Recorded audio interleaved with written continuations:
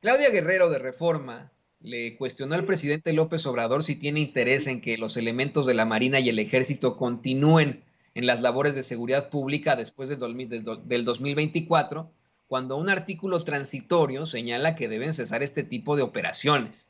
El presidente le dijo que sí, inesperado, esta es noticia de última hora, ¿eh? Esto es noticia de última hora, de inmediato comenzaron a sonar las alarmas y los punch news de las principales cadenas, de los principales medios de comunicación tradicionales que, insisto, agarran y se desgarran las vestiduras y dicen, ¡no! ¡Militarización de México! ¿Cómo es posible? Y ahí tiene usted también a Amnistía Internacional, que obviamente en muchos casos sí tiene razón y es destacada su labor, pero que en el caso de México actúa con una absoluta ignorancia, como otras agencias internacionales, mismas Naciones Unidas, con una ignorancia y a mí me parece hasta discriminación, se expresan sobre el caso de la Guardia Nacional siendo administrada por las Fuerzas Armadas y ahora imagínense, ¿no? Ahora que el presidente les dice que espera que soldados y marinos sigan protegiendo a los mexicanos después de 2024, pues ya, no hay, se desgarran las vestiduras todos, ¿no? El presidente dice que lo que está buscando es que se pueda continuar la Guardia, que la Guardia Nacional dependa de la Secretaría de la Defensa, pero que también tanto la Sedena como la Marina contribuyan en labores de seguridad pública, que cuando se decidió que no podían intervenir las Fuerzas Armadas, había una razón de ser para la defensa de nuestra soberanía ante las invasiones extranjeras y etcétera, pero la situación ha cambiado. Dice que cuando se desata la supuesta guerra contra el narcotráfico, lo principal pues ya no fue la amenaza de que nos iban a invadir o que tenemos que defender nuestra soberanía, sino la protección de los mexicanos se convirtió en esa prioridad. Yo se lo decía aquí hace un par de días como mi comentario editorial al respecto. Aquí en Estados Unidos, cuando se dio el lamentable hecho de pues, los ataques a las Torres Gemelas el 11 de septiembre de 2001, se implementaron una serie de situaciones fuertes, ¿no? Vamos, se implementó, pues vamos, la creación incluso, ¿no? De nuevas agencias del orden, se abrió el Departamento de Seguridad Nacional acá en los Estados Unidos y usted sabe cómo es que, eh, pues incluso se comenzó a establecer una política muy dura de revisiones en los aeropuertos. Esto, pues obviamente para muchos era una en un principio violación a los derechos fundamentales de las personas, pero se entendió perfectamente como una medida ante la crisis de seguridad que se vivió en ese momento, ante los ataques terroristas del 11 de septiembre. Y mire, yo una vez más ofreciendo disculpas con lo que voy a decir, ofreciendo disculpas obviamente a las víctimas del 11 de septiembre y no minimizando el hecho, le quiero decir que en esos ataques del 11 de septiembre murieron aproximadamente 3,000 personas. Mientras que desde que Felipe Calderón abrió las puertas del infierno con una supuesta guerra contra el crimen, se habla de hasta cientos de miles de fallecidos y ni se diga de desaparecidos. Una, una verdadera, absoluta, constante crisis humanitaria. Hace algunas mañaneras, el presidente López Obrador informó que en el sexenio de Calderón se dispararon los homicidios desde de 60,000 en los que los tenía Fox a 120,000 los llevó Felipe Calderón, al doble.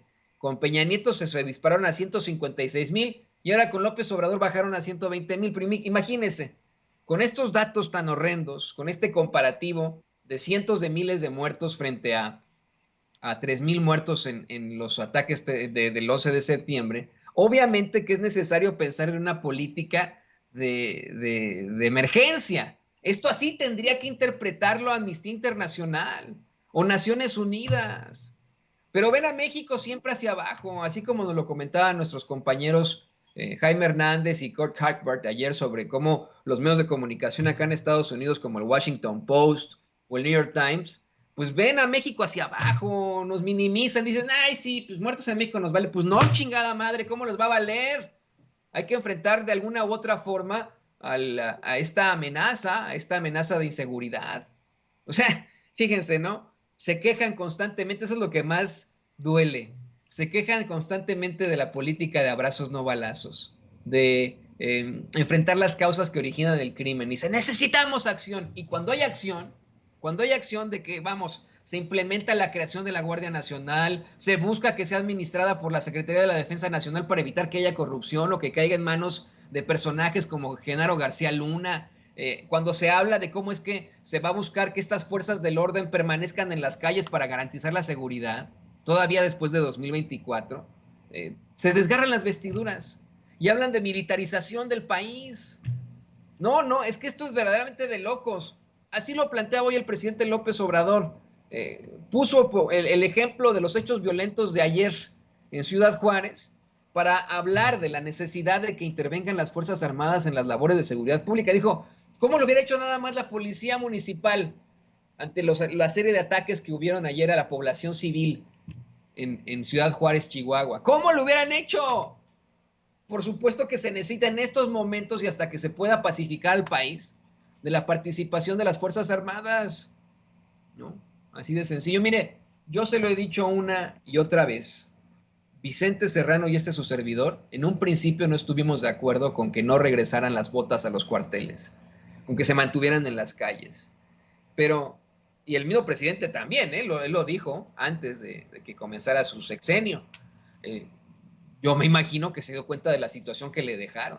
Una situación que le digo, venimos arrastrando por Felipe Calderón, única y exclusivamente por Felipe Calderón. Sí, además por otro tipo de gobiernos que establecieron una desigualdad que provocaron precisamente estos niveles de violencia, de problemáticas sociales, ¿no?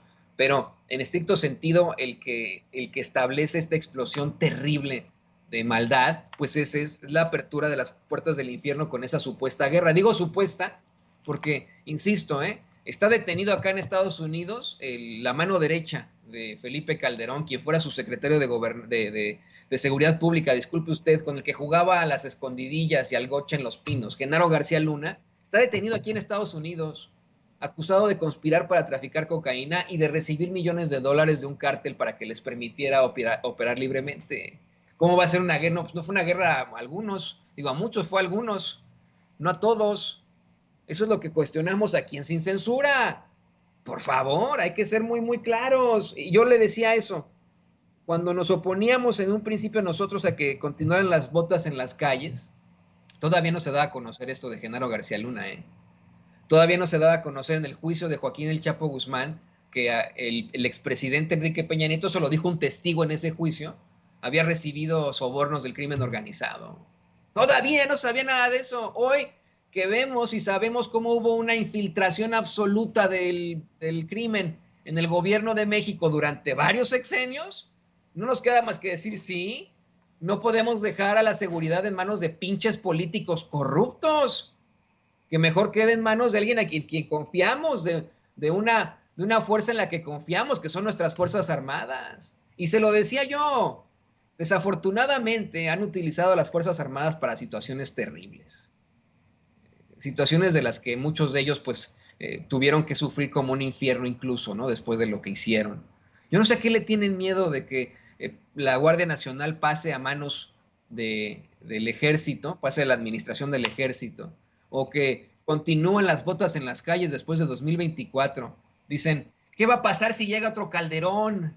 ¿Qué va a pasar? Así le preguntó una reportera ahorita al presidente López Obrador, ¿qué va a pasar si llega otro Calderón y busca volver a declarar la guerra contra el narco? Ya lo hicieron, sin que hubiera una Guardia Nacional, sin que la Guardia Nacional estuviera en manos del ejército, sin que estuvieran las botas en las calles.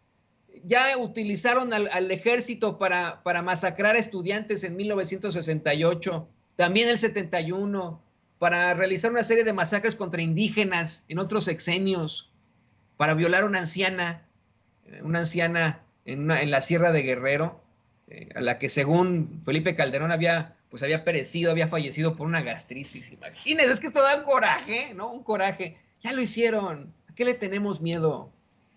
No le tengamos miedo a esto. Esto es verdaderamente cuestionable. Y mire, bueno, pues vamos a prepararnos en estos momentos para llevarle a usted la información de primera mano ya en el programa En Forma con mi compañero y amigo Vicente Serrano. No se lo voy a perder unos minutos más. Yo le agradezco a usted que se haya conectado con nosotros. Muchas, muchas gracias. Aquí vamos a estar listos para lo siguiente. Y bueno, pues espero que todo salga muy bien con usted. Nosotros regresamos en caliente. Regresamos en caliente. No sea mal pensado. En breve estaremos de regreso en Sin Censura.